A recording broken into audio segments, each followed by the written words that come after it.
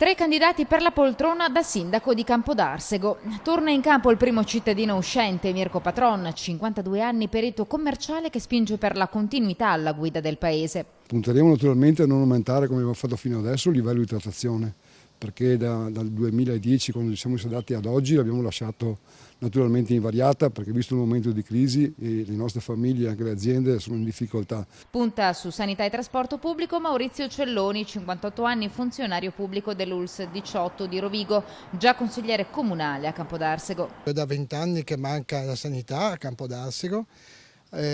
Portare, questo è un grande sogno, il servizio di trasporto pubblico cittadino fino in centro a Campodarsego, tenendo conto che la fermata dell'autobus è a Bragni e dista solo una decina di chilometri dal centro. Sicurezza e famiglie per Lara Rizziolo, 43 anni, impiegata commerciale, consigliere uscente nell'opposizione. Stiamo cercando di essere presenti nelle famiglie per dare loro sicurezza, appunto per un appoggio in qualsiasi tema per quanto riguarda i bambini e anche negli anziani. Cerchiamo di essere vicino anche loro.